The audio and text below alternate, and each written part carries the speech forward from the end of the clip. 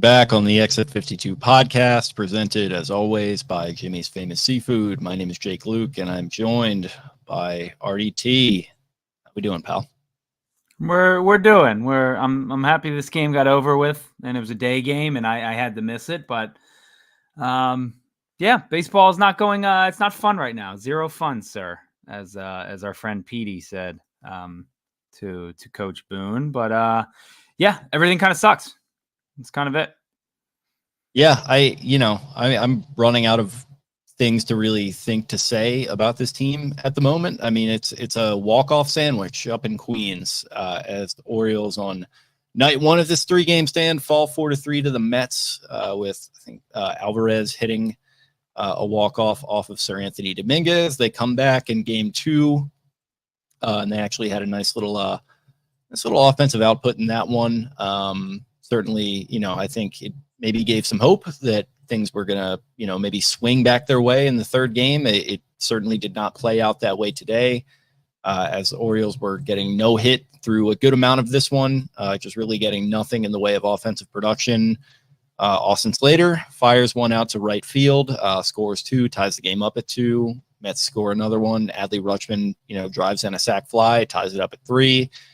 Then one of literally my least favorite human beings in sports, Jesse Winker, comes out and does the walk-off thing yet again on the Orioles. And they have lost yet another series as this season just continues to trudge on. Big storylines from this one. Obviously, in game 1, we haven't talked about it yet. Zach Eflin placed on the 15-day IL with shoulder inflammation. Brandon Hyde saying he's hoping it's not anything serious. They just kind of wanted to get him out of the way for a little while. Eflin, I think, had gone a little bit shorter than was expected in a previous start, so maybe it had something to do with that, and they were trying to protect him a little bit, but Dean Kramer comes out, pitches a good one. Other than, like I said, it's not a whole lot to say. Things just really do kind of stink. Watching this team, it is, above all else, it is just totally dispirited, just boring baseball for the most part. Like, you have games like you do last night where they go out there and they put up a bunch of runs and they look exciting, but overall, the body language is bad. The offense is inconsistent at best, and it's been a lot more bad than good, I think, from them recently. The starting rotation has been decimated by injuries. That's tough, especially with the Eflin news. I mean, they're hanging on by a thread, and that thread is Corbin Burns, who in his most recent start wasn't exactly encouraging. Like I have said, I don't expect that to continue, but, just a data point there. And the bullpen had some injuries back there as well. But, I mean, just, not World Series caliber at this point. You had Craig Kimbrell come in, and I don't know if that technically even counted as a save, but he got he came in for his 2 outs, got the job done. I got to post my little picture, maybe a nice swan song for that whole thing, with Uncle Craig coming in and saving the day. But overall today, it was that was kind of the story of it, unfortunately, where you had Cole Irvin coming in, who had been DFA'd a couple weeks back. He came in, and I think he pitched solid today. 4.1 innings pitched, allowed 5 hits, 2 earned runs, 2 walks, 2 strikeouts, put 2 inherited runners, on base at first and third there as he was taken out in favor of Colin Selby. And overall, I mean, honestly, a okay performance by the bullpen when you look at the stats. But really, what matters is that Seranthony Dominguez, who I think we both were talking about as the guy going forward as their closer, allowed 2 walk-offs in this series. And the first one to Alvarez, I mean, it was a solid pitch, and you got to tip your cap to the guy. This one to Winker, who, like I said, just a disgrace of a baseball player and a human being, one of my least favorite people, and taking the helmet off and throwing it into the stands and just, showing all that fire. Just, I absolutely hate the guy from a sports perspective. And yeah, it's where we're at right now. I no words for this team.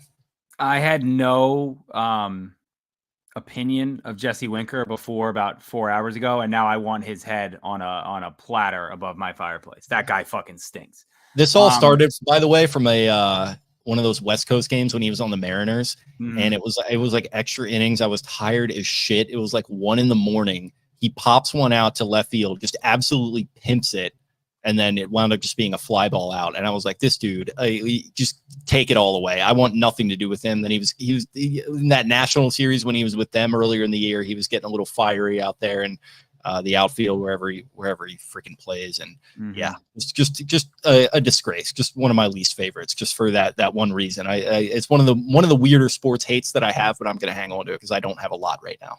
No, I like that. I'll acknowledge it. I'll roll with that. No, I mean you're right. I mean Seranthony, again, we talked about him the other day. He's given up home runs now in 3 straight games. The one on Sunday was whatever, it didn't matter. Obviously the two this series mattered. Again, I don't think either pitch was bad. 3-0, 98 miles an hour at the top of the zone against what's it called? Francisco Alvarez. That's a good piece of hitting. That's what he was looking for. But yeah, and then Jesse Winker comes himself after a home run.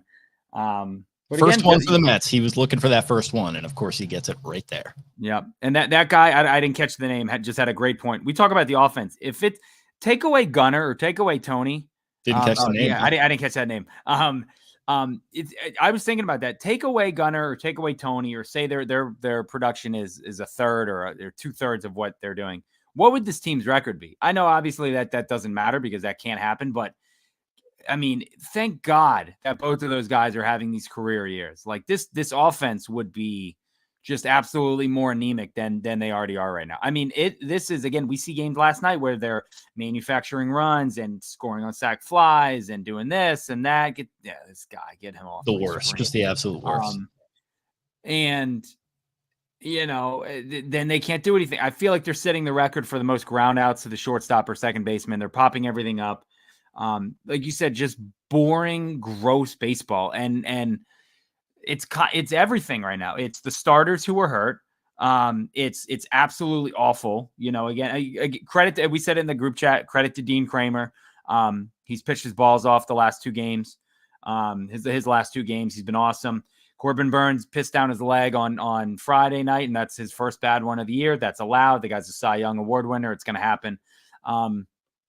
But man, I mean, again, without Eflin for, I don't know, the next 10 to 12 days, whatever it is, it's going to be tough. The bullpen, who do you trust in the bullpen right now? Is there a name you trust? Cano, Him, and I think Ciano Perez. I don't know necessarily what the numbers show with him right now. I could probably look that up, but I think he's a guy that when he comes in, he's just a guy like, this is not quantitative at all. It's very much and kind of just got that dog in him thing, but he's just one of these few guys on the team that is showing any fire right now. Mm-hmm. Like, I just feel like he gets out there and he's like, I want to get these outs. I have passion to do it. Doesn't always work out, but like, he's one of these few guys that shows fire right now. I think, out of all these guys, even Gunnar is like just kind of just listless. Like, I've been talking about this with Adley for a while, but a lot of these guys, like, I want to see some like fire. And like, we got to talk about Corbin Burns the other night, who wasn't even playing in the game. Umpires just throwing up an absolute shit show. And I think Corbin was arguing balls and strikes with him at one point, and it sort of escalated. And I think he might have heard something that maybe it was or wasn't Burns who said it. And they got into a knockdown, drag out fight where Corbin Burns just screaming at the guy, and the guy's telling him to get out. I don't know if he wound up tossing him or not. I don't think he did, but yeah, that was a weird situation. But good for Burns. Again, you talked about it. The only thing I'll say with Gunnar, we got it with Gunnar on the triple I don't know if you want to call it the Little League triple last night, where that play where the Mets just dry hump the ball around the field and he slides in to third and he yells, "Let's go." But I don't know. I mean, O'Hearn showed some intensity today, and he seems like a guy who will let it fly, but throw a helmet, break a bat, do something. I don't know. 'Cause again, I'm with you. I mean, the body language is just so weird. It's kind of, you pop out and okay, going back to the dugout. And it's like, I don't know, man, you gotta, and of course I'm tired of the Hyde thing. He has to get it. He has to, go yell at them. He has to do this or that. Whatever. If you need your manager to get you psyched up, I don't know if this is the right line of work for you. Like, you don't need to see him go out there. I don't know. I mean, I have no clue what the answer is. I don't know how they fix it. The lineup stinks. The bullpen stinks. The rotation is hanging on by a thread right now. Again, good thing that the Yankees are also throwing up all over themselves. Good thing that the Guardians are kind of, just puttering around. They've built up enough of a lead to stay ahead of the Red Sox, but Houston is now like the hottest team in baseball the last 2 months. And who do the Orioles play next? Everything is bad. Again, it could be a lot worse if the rest of the AL contenders weren't also pissing in their pants, Billy Madison style. But God, it's again, I'm not even like excited to watch the games. 4 months ago, I was like, "Yeah, let's go. Like, I need this game every night." And now, like, again, I had to miss the game today. It's like, whatever. If I missed it, I'm not going to get to watch it. Oh no. Like that. And then of course, when they ended, it's like, of course that's happening. Why wouldn't it be? And it's just, Jacob Calvin Meyer, they the season 42-22. Been a 500 team since June 5th. Since then, they're 32-32. June 21st, they're 25-29. July 9th, 17-21. August 1st, 9-10. If they continue to play 500 baseball, they'll finish with a 91-71 record. Is that good enough for the division? No clue. Is it good enough for the playoffs? Yes, probably. They're going to make the playoffs, barring any catastrophic collapse, which half of Orioles Twitter will probably like, because then they'll have the idea of firing Brandon Hyde, but that's not going to happen. I've said it for the last 2-3 months now, and I'm tired of saying it. I don't think you can just say it anymore. Like, you have to snap out of it. And it's like when you get in trouble, like with your parents, and they're just like, I'm done even trying to help you, because obviously the advice that we've given you is not working. So it's like, you got to figure this out on your own. Again, these guys are professionals. They've been through good times. They've been through bad times. So this is not a shock to them, but I don't figure it out and go try and win a World Series. If not, then this is a wasted year with the injuries and blah, blah, blah. But man, has it been tough to watch these guys just absolutely drag their bats in the dirt for the last 2-3 months now. So it's everyone is kind of reaching a breaking point, the fans, the team, I don't know, but it's ugly. It's uninspiring baseball. It's pathetic. It's hilarious. It's just everything wrapped up into one, and none of it is good. So, yeah, I just don't even know where to take it. I mean, offensively, like, I just think that's where it's going to have to start to come from. And like, they just I don't know if they've got it. Runs in. They don't. Frankly, score. yeah, I don't know if they have it in them. They're not scoring runs enough. They're not consistent enough. I mean, they were probably, like you said, they had the little league triple, and guys rounding into home there on that one. They probably still would have won that game without it. But I mean, that's not even really a manufactured run. That's just kind of luck. And like, they need as much luck as they can get. They need every break that they can get, and they're going to have to take them. But like, until this offense starts to find a way to take ownership, and it's much easier said than done. This isn't football where you can scheme up a play. This isn't, other sports where you can kind of lean on the team thing a little bit. It's a very singular, very lonely kind of sport when you break it all down, where you get your chance, and if you screw it up, then you're going back to the dugout. And as a pitcher, if you screw it up, you're getting pulled. Like, it's just one of those things where you can't really lean on other people. You got to kind of lean on yourself. And as much as everyone wants to talk about the vibes in the clubhouse, and I'm certainly sort of a part of that conversation with just talking about how there's just no fire with these guys right now,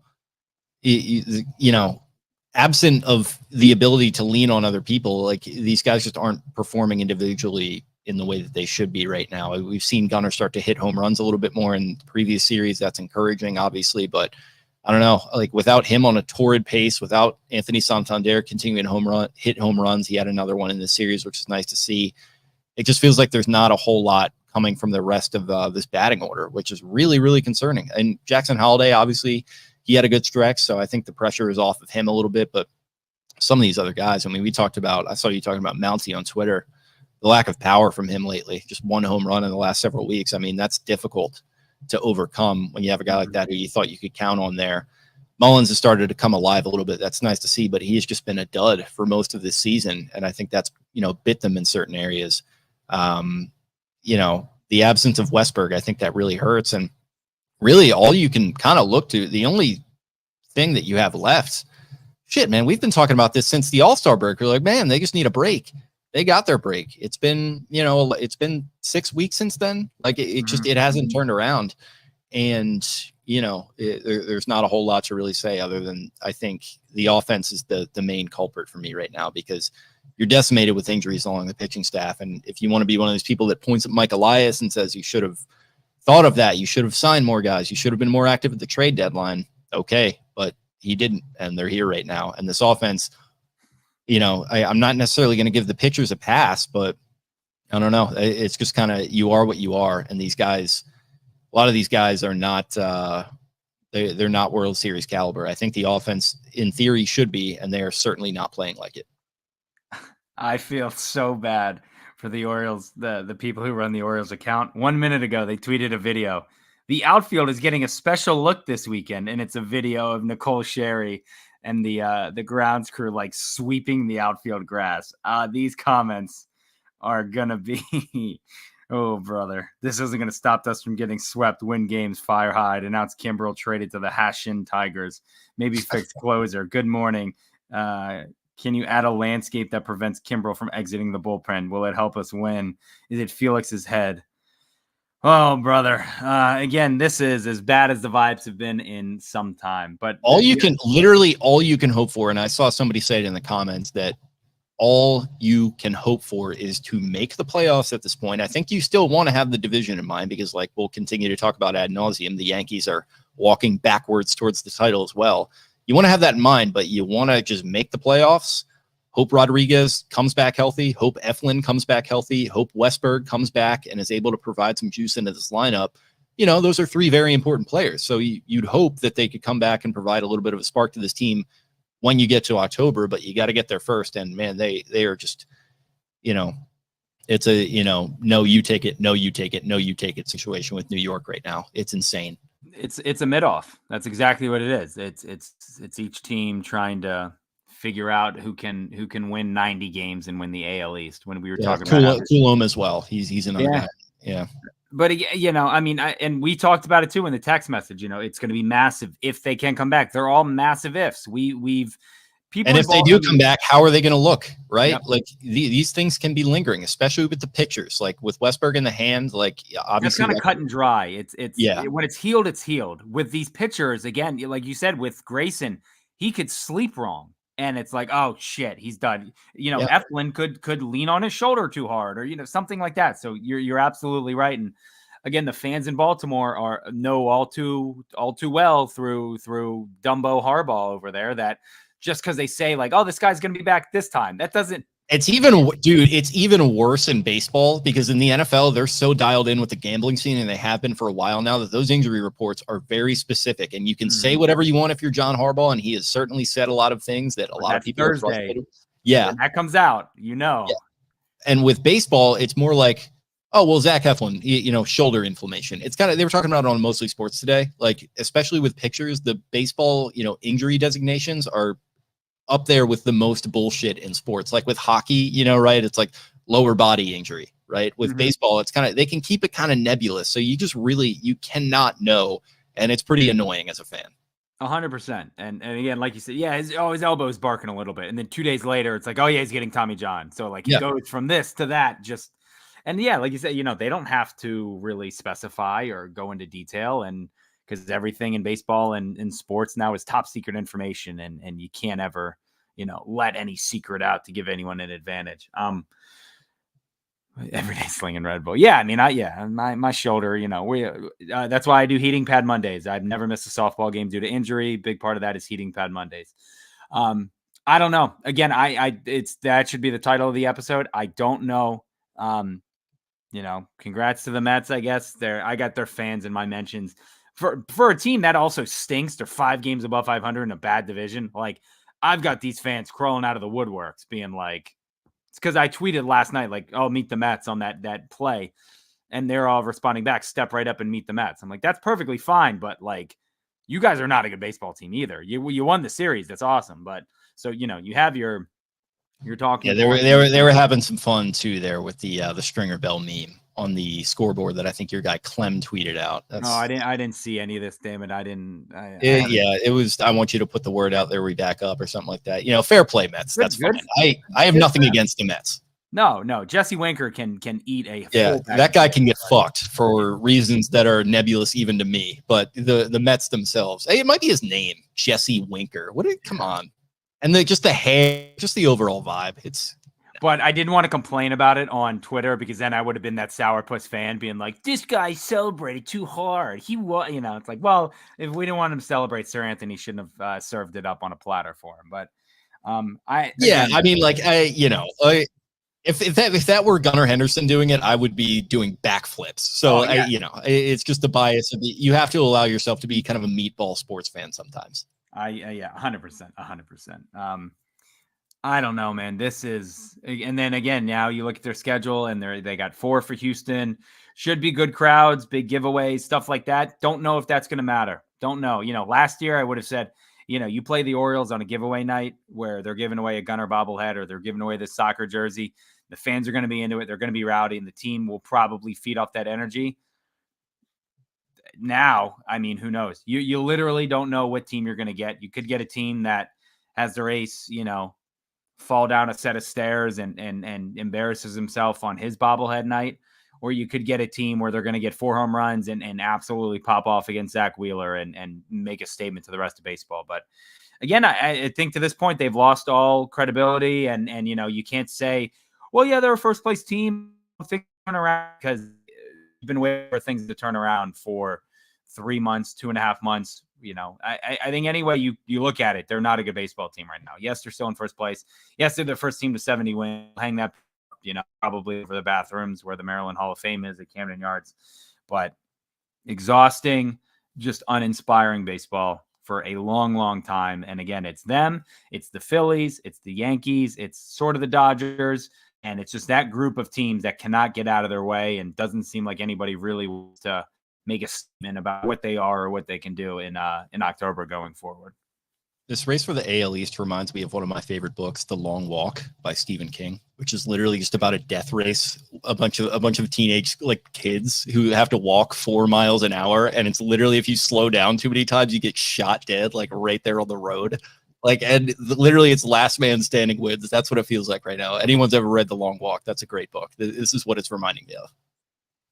I must have missed that one. I thought you were going to say it reminds you of when you go out to dinner and order you have $100 for a steak. I thought about having a tweet being like, all right, I've got a lot of things pent up and here's what I'm going to say. And then it just be that tweet again. But I was like, I don't even want to entertain. No, dude, that is you'd be stepping into just a nuclear wasteland if you were to do something like that right now. People are on high edge right now. And I think I'm right there with them. This team is, it is sapping my energy and my joy for baseball. I think I did that Corbin Burns meme the other night. Just me simply trying to enjoy baseball. Injuries, Brandon Hyde.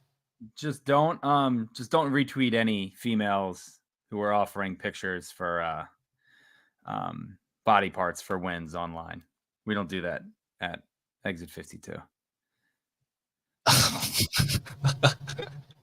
Yeah. Orioles Twitter. Yeah. Interesting goings on there always, but especially lately. Yeah. I don't know. That was another interesting one there. But yeah, I mean, I don't know, man. That's just what we've been saying for 2 months now. I don't know, man. They got to turn it around. Maybe they will, maybe they won't. Yeah, I don't know what's going to happen, but it's going to be fun to watch, right? I guess. People, again, you will remember this better than I do, but 2021 Orioles or Ravens, I guess, were very snake bitten with these injuries and stuff like that. You're frozen. I don't know if it's me or Jake. Did we lose you, Jake? Ravens team. There we go. Was that what? Am I? You were for 30 seconds, and it was just a very funny picture of you smiling. So good. Yeah, I'm glad. Let's clip that and just beam that out into the ether. But yeah, no, the thing about that 2021 Ravens team is they were snake bitten before the year. I was talking about it last night. You had Marcus Peters and Gus Edwards go down in the same practice for the entire year, and then you're losing all these guys. And Villanueva is starting at right tackle. That was just not a great team to begin with. But Lamar just carried them to 8-1 or whatever, and then he went down, and the year went kaput. This is much different. This is just a slow leak, and this team actually showed a ton of promise, and then it just kind of, I don't know what happened, but the air got let out of the balloon somewhere along the way, and now here we are. Yeah, I have people being like, it's ever since Bradish went down. It's ever since that. And it's like that. I get why you say that. That should have zero impact on the players have been around guys who get hurt all the time. I mean, look what they did after Felix, went down last year. They still found a way to get it done and regroup. It's not like they saw, somebody die on the field and they're like, we can't play after this. But none of these injuries should be like, that's why the offense is bad. That's why this is this, here's why Adley's batting under 200 since July 1 or whatever. Like, here's why, I don't know. Nobody knows what's going on.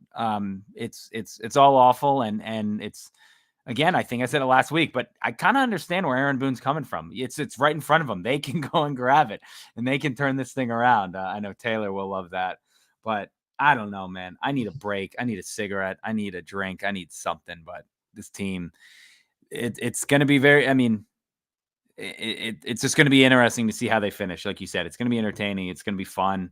I think, you hope. I don't know. It'll be. I mean, it could be a comedy of errors and just wind up being a tragedy. But that'll be entertaining in its own right. We'll have a lot to talk about. I mean, maybe they pull the Rangers, card and do what they did and kind of, fart their way around in September, almost miss the playoffs, and then as a Ravens fan who saw essentially that exact scenario play out, that can be a blessing and a curse, where you've got some crappy 6-4 team. It's like, well, you just got to get in the tournament and get hot. You tell yourself that 4 years in a row, and all of a sudden you've got Joe Flacco lumbering around on a bad back, and then you've got to start over at quarterback. Sometimes it's good to just, look at yourself, look at what's in front of you, not try to do outside comparisons. But I understand where people are coming from with that. Yeah. I mean, do we want to have this conversation? I think he'll be back. I don't think Brandon Hyde, for the podcast listeners, we've got Mike Franz asking confidence level in him returning as manager in 2025. I would say 8 out of 10. Like, I don't, unless he chokes Elias in the locker. I don't see why they would fire him. A lot of this, and people bag on him for his, the bullpen, this and that. The injuries are the injuries. There's nothing you could have done about any of these injuries. I don't think this season hasn't fallen apart because of Brandon Hyde's managerial style or him losing the locker room, celebrating James McCann 10 year of service time at 10:30 in the morning after a game where the guys left at 11:30. It's not a Brandon Hyde. It's not like you got to fire this guy, get a new voice in there. I also, who do you hire? Who do you go out and get? People are going to say Buck Britton. I mean, sure. After that home run derby, I mean, damn, his ass might be on the line.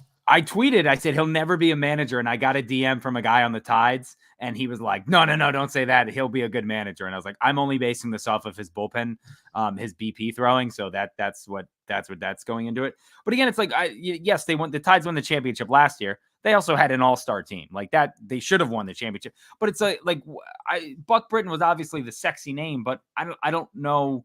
No, none of us know enough to be like, here's why he should be a manager.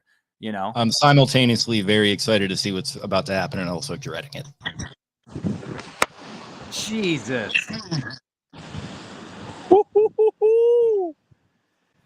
Brandon Hyde doesn't matter. Can I just say that? Very true. Brandon Hyde doesn't matter. Like, everybody wants to blame everything on Brandon Hyde. It doesn't matter.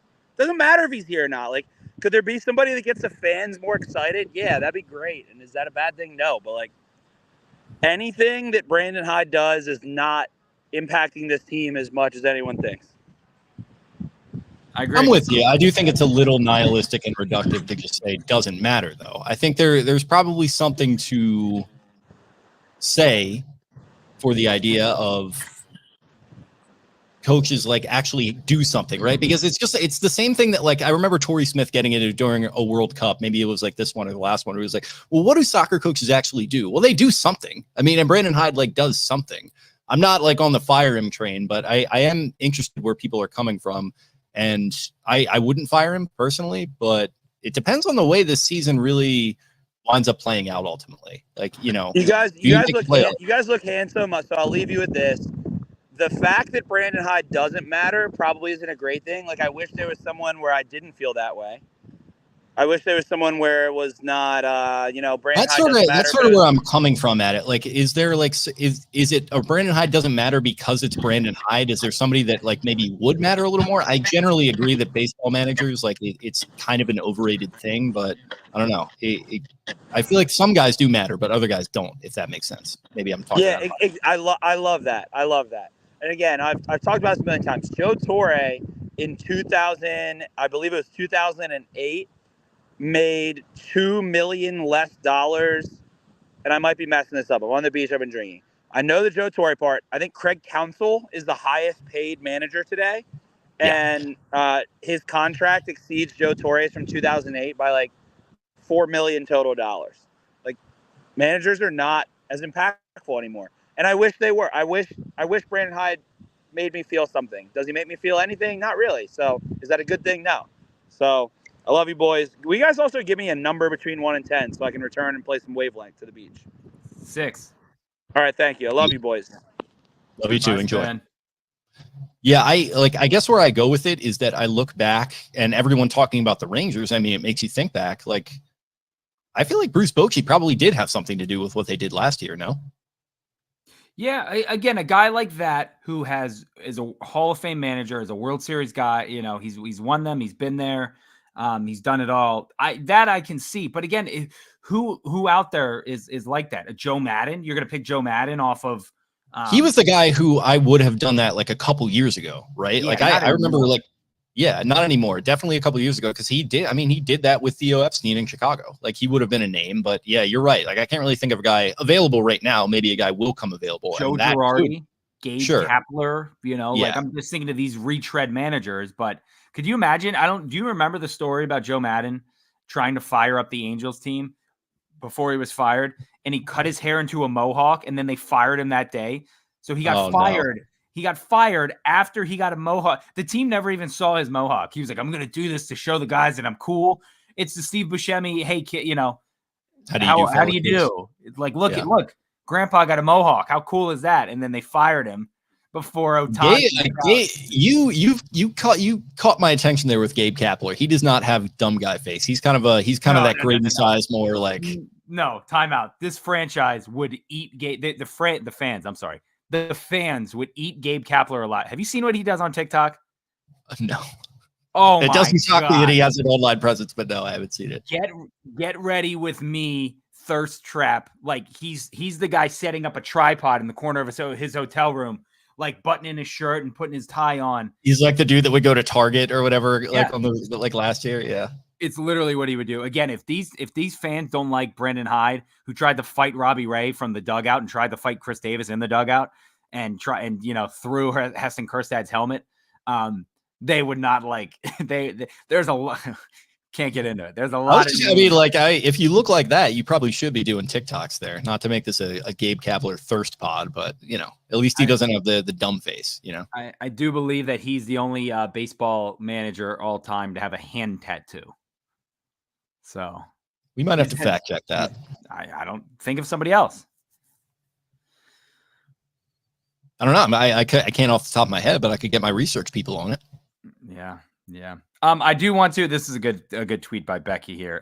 You have to give a shout out to James McCann for really just shoving it in the face of the Mets. That must have felt good for him. They paid him $8 million to hit that home run against them. $8 million, and he did. That was a bomb. All the home runs were like absolute rockets too. They were big shots. I mean, Ramones was massive the other night. So that's, if you want to take anything out of it, the Mets left side of their defense was hilarious, and the O's hit bombs. Colton had a good series. I gave my 3 stars on Twitter. It was Dean Kramer, Colin Selby, and Frank the Tank and Cole Irvin. Yeah. I don't know. Frank was traveling this week, so I don't know how much of he had something. I think it was he was going after the T Rowe Price patches. Yeah, so they look ridiculous. He didn't. So again, he's one of us. He didn't like I think the Mets have like a hospital patch, so it's not like theirs is much better. But in conclusion, fuck Jesse Winker. Yeah, I can always get behind that. Yes. That's about all I have to say. And that's all I have to say about that. Okay. Anything else before we wrap it up? When did we start doing, I said this in the text, but when did we start doing orientation and back to school night before school even starts? Honestly, God, maybe my memory is just failing me, but I really don't have much memory of those. Like, Brian was like recalling his in shocking, stark detail to me. I was like, dude, I don't know. This was like 15 years ago at this point, so I'm not sure. Yeah, for 15 years ago for you is like 25 for me. So I don't, we did luck out though, because we had 3 kids. So my brother was special needs. So one of my parents always had to go to that.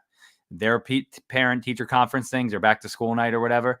And then my sister was younger than him, so she's kind of the baby of the family. So I feel like I kind of got left out, and they were like, whatever, you're older, you can figure it out. So I was always most of my life, I was kind of a Nepo kid. Like I would go to schools where my mom worked, and like it was a private school, so we didn't have to pay the tuition. So that was really nice. So like I think she would kind of already be dialed into that stuff. But gated community, all that good stuff, probably. Yeah, you know me. Yeah. There we go. Yeah. Again, it is very early for that, but thank God, because I did not watch any of the games. So I got a text from Johnny being like, is this guy going to win the Cy Young or not? Talking about Sean Mania. Yeah. And I was like, I have no idea what's going on in the game. And I'm not really going to be bothered by it. So spoiler alert, I was bothered by it. So. Yeah, I don't know. I mean, like I got a little fired up when that Slater home run left the park. I was like, you know what? There it is. That's what they needed, and they'll win 2 in a row. And then they didn't. I think now might be the time for the grandma tweet. Sure. I think that's what these guys need. That's what they need to motivate them. For me to do the grandma tweet. If we do this, you're a guy who, listen, you know, not that I think less of you for this, but you're a guy who likes to give yourself credit when things you know, when you put certain energies out there and they wind up maybe working out for the better. I think this is what I need to do. Hey, you might as well try something. It can't hurt to try, you know? Okay. Well, everybody stay tuned. Watch this space at Jake Louque on X for my coming X post about that. Man, that sounded not great. So you can find me. Please clip that, Mike. Yeah. Please get on that. I'm sure he'll be all over that, like white on rice. You can find Eric at EDITTI22 and Exit 52 Podcast on X and Instagram. If you liked what you heard on the live stream, subscribe to us here on our YouTube page. Keep the comments flowing in like they were tonight. Thank you guys for hanging with us after not the most fun series in the world, and you know, with the Astros and the Dodgers coming up on the schedule here, I'm not sure how many more fun ones that we have in us. I don't know. I think hopefully it gets a little bit easier after that. I think you mentioned that it did, but yep. I mean, we got all that too. So yeah, like we said, thanks for hanging with us. Subscribe to the pod on YouTube or wherever you get your pods. Like I said, comments, likes, spread us by word of mouth. We appreciate it all very much. Thanks again, and we'll talk to you very, very soon.